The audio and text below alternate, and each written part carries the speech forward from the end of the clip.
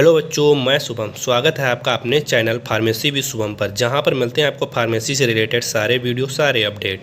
तो आज आपका टॉपिक है बियर लैम्बर्ट लॉ। हम यूवी स्पेक्ट्रोस्कोपी पढ़ रहे थे, तो यूवी स्पेक्ट्रोस्कोपी में हम लोगों ने जाना यूवी स्पेक्ट्रोस्कोपी क्या होता है। ठीक है, उसके बाद हम प्रिंसिपल की बात करते हैं। अगर यूवी स्पेक्ट्रोस्कोपी की तो वो जो बेस्ड होता है एब्जॉर्प्शन स्पेक्ट्रम पे बेस्ड होता है, और एक जो एब्जॉर्प्शन स्पेक्ट्रम जो होता है वो बेस्ड होता है बियर लैम्बर्ट लॉ पर। तो बियर लैम्बर्ट लॉ हम पढ़ते थे पहले, तो 7th सेम में हम लोगों ने पढ़ा है, बी फार्मा में इंस्ट्रूमेंटल एनालिसिस में हम लोगों ने पढ़ा था बियर लैम्बर्ट लॉ। इसके अलावा अगर हम बात करते हैं एम फार्म की या एमएससी की, वहाँ पर भी हमें बियर लैम्बर्ट लॉ पढ़ना पड़ता है। तो हम एम फार्म की अगर बात करते हैं तो सब्जेक्ट है मॉडर्न फार्मास्यूटिकल एनालिटिकल टेक्निक्स। उसमें फर्स्ट यूनिट में ही यूवी विजुअल स्पेक्ट्रोस्कोपी पढ़ना पड़ रहा है। तो उसमें आपको अगर प्रिंसिपल की बात करेंगे तो बियर लैम्बर्ट लॉ पढ़ना पड़ेगा। तो बियर लैम्बर्ट लॉ को तो पहले तो हम क्या होता है वो जानेंगे, फिर जानेंगे उसका डेरिवेशन करके बताएंगे कैसे क्या ये डेरिवेट हुआ है। ठीक है, तो पहले तो जान लेते हैं बियर और लैम्बर्ट कौन थे। बियर लैम्बर्ट दोनों साइंटिस्ट थे, वो दोनों अलग साइंटिस्ट थे। बियर जो थे ये यूवी विजुअल स्पेक्ट्रोस्कोपी पर ही एक स्टेटमेंट इन्होंने दिया था। उसके बाद लैम्बर्ट ने भी एक स्टेटमेंट दिया था। दोनों को स्टेटमेंट जो था लगभग सेम था, बट कुछ डिफरेंस था जो कि उन्होंने बताया है। तो आज वही हम देखेंगे क्या क्या इन्होंने बताया है। तो बियर ने फर्स्टली क्या बताया था। बियर क्या बोलते हैं वो पहले देखते हैं। बियर जो according to Beer absorbance is directly proportional to the concentration of solution. मतलब कि जैसे कि हम जब पढ़ते हैं हम स्पेक्ट्रोस्कोपी, तो जैसे कि ये एक हम कोई सैंपल लेते हैं और इधर से कोई लाइट जब हम पड़ती है, ठीक है, इधर से अगर कोई लाइट पड़ रही है, ठीक है, तो जो है एब्जॉर्बेंस यहाँ पर अगर लाइट पड़ी है तो यहाँ पर जो सैंपल में जो छोटे छोटे से जो आपके पार्टिकल रहेंगे वो क्या करेंगे, एब्जॉर्ब करेंगे। किसको? लाइट को एब्जॉर्ब करेंगे। तो ये जो ग्राउंड स्टेट में होंगे वो एक्साइटेड स्टेट में पहुँच जाएंगे। तो ये जो एब्जॉर्ब करेंगे वो डायरेक्टली प्रोपोर्शनल टू होगा कंसंट्रेशन। मतलब कि जितनी ज़्यादा कंसंट्रेशन होगी उतने ज़्यादा एब्जॉर्ब करेंगे। सीधा सा इनका फंडा था कि अगर हम जैसे कोई भी सॉल्यूशन होता है उसकी अगर कंसंट्रेशन ज़्यादा होगी, तब हम अगर लाइट इधर से हम करेंगे तो वो क्या करेगा, ज़्यादा ही वो एब्जॉर्ब करेगा लाइट को। वही उन्होंने कहा था बियर ने कि मेनली जो ये एब्जॉर्बेंस है वो डायरेक्टली प्रोपोर्शनल टू होगा कंसंट्रेशन ऑफ सॉल्यूशन। मतलब कि absorbance directly proportional to concentration क्या होगा। ये आप लोगों ने समझ लिया क्यों होता है। ये आपको बहुत ही नॉर्मल एग्जांपल के जरिए भी हम समझा सकते हैं कि जैसे कि किसी हम बाउल में हम अगर कोई सोल्यूशन लेते हैं, कोई भी सोल्यूशन लेते हैं, जैसे कि एस्प्रिन का घोल ले लेते हैं या कोई भी टेबलेट का घोल ले लेते हैं, वो ट्रांसपेरेंट होनी चाहिए जिस बाउल में हम लेंगे। इधर से हम अगर लाइट लगाएंगे तो उधर जितनी लाइट बहुत कम मात्रा में निकलती है। अगर उस जो सॉल्यूशन होगा उसमें कि उसकी कंसंट्रेशन जितनी ज़्यादा होगी उतना ही कम लाइट उधर पास होगी। इधर जो यानी कि इसमें जितना ज़्यादा कंसंट्रेशन होगी उतना ज़्यादा एब्जॉर्बेंस होगा। बियर ने यही स्टेटमेंट दिया था। इसके बाद लैम्बर्ट जो थे, मिस्टर लैम्बर्ट उन्होंने ये कहा कि जो एब्जॉर्बेंस है, absorbance is directly proportional to the length of solution. मतलब कि इन्होंने बिल्कुल सेम ही बोला है कि जो एब्जॉर्बेंस है वो डायरेक्टली प्रोपोर्शनल टू होगा लेंथ ऑफ सॉल्यूशन। मतलब कि हम लोगों ने क्या पहले उन्होंने बताया कि कंसंट्रेशन, अब यहीं पर उन्होंने लैम्बर्ट ने बोल दिया कि जो लेंथ होगी सॉल्यूशन की। मतलब कि पहले इतना छोटा बाउल था, ठीक है, पहले इतना छोटा बाउल था तो क्या होगा, ये लाइट पास होगी, जितनी पास होगी और रही हुई लाइट इधर निकल जाएगी, यहाँ पर एब्जॉर्ब हो जाएगा। अब इन्होंने कहा कि लेंथ, अब हम इस बाउल की जो है लेंथ हम बढ़ा दें, मतलब कि कंसंट्रेशन।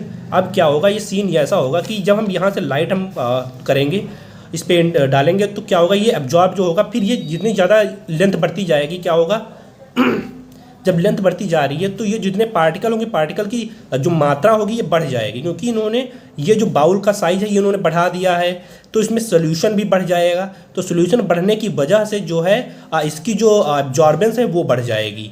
इन्होंने कंसंट्रेशन पे किया था, इन्होंने लेंथ पे बेस किया कि अगर लेंथ अगर बढ़ेगी तो एब्जॉर्बेंस बढ़ जाएगा। तो लैम्बर्ट ने बोला था, लैम्बर्ट मतलब कि अगर आपको याद करने की बात आएगी कि लैम्बर्ट मतलब एल से शुरू हो रहा है और ये लेंथ की बात कर रहे हैं। अगर हम सोल्यूशन का जो लेंथ बढ़ा देंगे उस पर उनका जो स्टेटमेंट था वो था कि लैम्बर्ट और ये एल शुरू हो रहा, और ये थे आपके बियर कंसंट्रेशन पे बेस थे कि एब्जॉर्बेंस जो रहेगा वो डायरेक्टली प्रोपोर्शनल होगा कंसंट्रेशन के।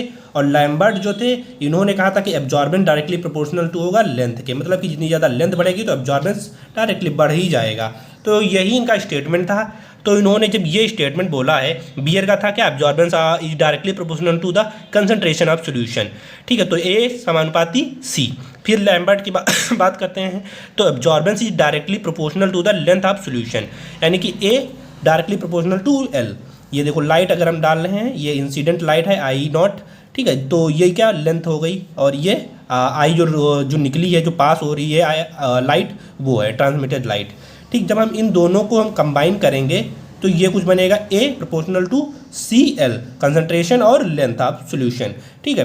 तब हम जब इसको हम प्रोपोर्शनल को हटाएंगे तो एक कांस्टेंट लगाएंगे, तो कांस्टेंट ये ई जो लगाएंगे A equal to E C L. अब ई इसमें क्या है, एक मोलर एब्जॉर्प्शन कोएफिशिएंट है। मैंने बोला ना एक कोएफिशिएंट लगाना पड़ता है जब हम इक्वल उसको प्रोपोर्शनल को हटाते हैं, तो वो मोलर एब्जॉर्प्शन कोएफिशिएंट है। सी क्या है, कंसंट्रेशन ऑफ सॉल्यूशन है, जो हमने ये जो सॉल्यूशन है उसकी कंसंट्रेशन है। एल क्या है, length of light pass through the solution, जहाँ से लाइट पास हो रही है जिस चीज़ से, उसकी लेंथ है ये। तो ये आपका क्या निकल के आया, बियर लैम्बर्ट लॉ, यहाँ पर ये प्रूव हो गया, ठीक है। अब हम इसके डेरिवेशन की अगर बात करते हैं तो हम डेरिवेशन देखते हैं क्या है। तो अब हम अगर बात करते हैं डेरिवेशन की, तो इन्होंने बताया कि बियर लैम्बर्ट लॉ जो है ये प्रिंसिपल किसका है, यूवी स्पेक्ट्रोस्कोपी का। The principle of UV spectrometer is based on absorption spectrum, मतलब कि जो यूवी स्पेक्ट्रम है उसमें हम वो एब्जॉर्प्शन, जितना ज़्यादा एब्जॉर्प्शन होगा उसी पर ही बेस्ड होती है, और ये बेस्ड होता है बियर लैम्बर्ट लॉ पर। तो बियर लैम्बर्ट लॉ हम लोग समझ चुके हैं। अब इसके हम डेरिवेशन की अगर बात करते हैं, when monochromatic light is pass through a medium or solution that decrease the intensity of light is directly proportional to the concentration of solution and intensity of light. अब इसको हम समझाते हैं क्या कह रहा है ये, है ना। मोनोक्रोमैटिक लाइट की अगर हम बात करते हैं, क्या होता है मोनोक्रोमैटिक लाइट क्या होता है। मोनोक्रोमैटिक लाइट मतलब कि ये एक लाइट पड़ी है, एक सिंगल वे में जो जा रही है, ये मोनोक्रोमैटिक लाइट है। ये दो तरह की लाइट होती हैं, जैसे कि जब हम टॉर्च लगाते हैं तो ये ऐसे प्रकाश फैल जाता है, तो ये क्या हो गया, पॉलीक्रोमैटिक लाइट हो गया। मोनोक्रोमैटिक क्या हो गया, जब हम ये सिंगल वे में जाती है वो मोनोक्रोमैटिक लाइट है। जब ये लाइट पड़ती है सोल्यूशन पे तो क्या होता है, तो होता कुछ ऐसा है कि उन्होंने बताया one monochromatic light pass through the solution or medium that decrease the intensity of light जो है इंटेंसिटी की डिक्रीज हुई है, और विद लेंथ जो सॉल्यूशन की है वो directly proportional to the concentration of solution and intensity of light and concentration of solution, ये डायरेक्टली प्रोपोर्शनल टू होगा। माइनस क्यों लगा है, क्योंकि ये जो डिक्रीज हो रही है, ये जो लाइट है ये जो डिक्रीज हो रही है, तो ये माइनस का सिंबल आएगा यहाँ पर, ठीक है। फिर हम अगर इसको हटाएंगे तो एक कोएफिशिएंट आएगा, वो के से हम लिखेंगे आई सी होगा ये। अब हम इसका अगर हम इंटरचेंज करेंगे तो डी आई ये नीचे आ गया, ये के सी और डी एल चला गया, मतलब कि इंटरचेंज मतलब कि मल्टीप्लिकेशन करेंगे, ठीक है।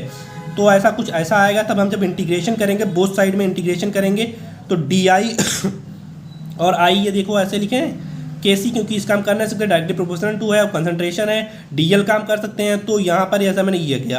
अब हम डिफरेंशिएट जो इंटीग्रेशन है वो हम लोगों ने 12th में पढ़ा था। इंटीग्रेशन में हम लेंथ वो लेते हैं कि कहाँ से कहाँ स्टार्ट हो रहा है, जैसे कि आई जो है आई जीरो से शुरू हो रहा है। आई जीरो मतलब कि यहाँ पर अगर अब हम बात करते हैं तो ये आई जीरो से शुरू हो रहा है, ये आई पर हो रहा है। एल यहाँ पर है, यहाँ पर एल होगा, ठीक है। तो यहाँ पर क्या है, यहाँ पर हमने लिमिट ले ली आई जीरो आई नॉट मतलब, और ये आई ये फाइनल हो गया, ये इनिशियल स्टेज हो गया, डी आई डी टी के जी। एल क्या है, एल जीरो से शुरू हो रहा है, एल फाइनल पे हो गया, ठीक है। तो डी एल डी टी हो गया, ठीक है। जब हम इंटीग्रेशन करेंगे तो एल एन, तो ये कुछ बनेगा, मतलब कि जो इंटीग्रेशन हटेगा एल एन आ जाएगा, माइनस तो रहेगा ही, आई एन आई नॉट बराबर के सी एल हो जाएगा, ठीक है। तो ये ऐसा कुछ था। फिर इस दोनों साइड में हम 2.303 से हम मल्टीप्लिकेशन कर देंगे, ऐसा कुछ। जब हम मल्टीप्लिकेशन करेंगे तो इसकी जो कुछ वैल्यू आएगी वो log 10 के बराबर होगी। तो इसे आप लोगों को थोड़ा एक बार जो है मेमोराइज करना पड़ेगा। 2.3 जो, तो log 10 और आई ये आई नॉट एंड आई इतना हो जाएगा, और ये 2303 है ये अगर हम बाद में इसका वो करेंगे तो ये log 10 के बराबर आएगा, log 10, और ये आई नॉट अपन आई हो गया, ये यहाँ पर एक नया कोएफिशिएंट लग गया ECL हो गया। तो ये फर्स्ट हो गया, इसको हम फर्स्ट समीकरण मान लेते हैं, ठीक है, फर्स्ट रिएक्शन मान लेते हैं। फिर हम बात करते हैं अगर हम एब्जॉर्बेंस की। अगर इसमें जो बिल्कुल ही ज़्यादा जो कंसंट्रेशन नहीं रहेगी तो ये 0 रहेगा और ट्रांसमिटेज रहेगा 100% हो जाएगा। यानी कि जब इसमें हम कोई भी सोल्यूशन नहीं रखेंगे तो ट्रांसमिटेज पूरा अगर लाइट है तो इधर ट्रांसमिट हो जाएगा, ये 100% हो जाएगा। तो टी बराबर हो जाएगा I/I0 हो जाएगा, ठीक है। तो ये आपकी रिएक्शन कुछ आती है। तो इसमें ट्रांसमिटेज क्या होता है, amount of light emitted after absorption. मतलब कि ट्रांसमिटेज की अगर डिफिनीशन की बात करें हम तो ट्रांसमिटेज मतलब कि amount of light emitted after absorption. Absorption के बाद जो लाइट निकलती है, जितने अमाउंट में लाइट निकलती है उसे हम ट्रांसमिटेज कहते हैं, ठीक है। तो हम अब देखते हैं क्या, ए बराबर log 10 1/t, ये समीकरण बन जाएगा 2 value of T in the equation. इसमें हम वैल्यू रखेंगे टी की, जो टी की वैल्यू आई थी I/I0, हम इसमें टी की वैल्यू रखेंगे ए बराबर log 10 1/t की वैल्यू रखेंगे I/I0 रख देंगे। फिर अकॉर्डिंग टू इक्वेशन 1 एंड 3, जो ये 3 है और इक्वेशन 1 जो थी उसको हम कंबाइन करेंगे। इक्वेशन 1 आपकी ये थी log 10 I/I0 बराबर ECL। मतलब कि ये जो log 10 आई, तो ये क्या, ये किसके बराबर हो जाएगा, ये हो जाएगा आपका ए के बराबर। ये आपका ए के बराबर हो जाएगा क्योंकि ये इक्वेशन 3 में आपका निकला था। इक्वेशन 3 में आपका ये निकला था ए बराबर log 10 I/I0। ये इक्वेशन 3 मतलब कि ये ए बराबर हो जाएगा इसके। तो ए बराबर ECL, ये आपका यहीं पर ये प्रूव हो जाता है, ए बराबर ECL। अगर इसमें अब भी कोई आपके डाउट रहते हैं तो प्लीज़ कमेंट करिए। और भी अगर कोई इससे रिलेटेड कोई वीडियो चाहते हैं तो प्लीज़ जल्द से जल्द कमेंट करिए।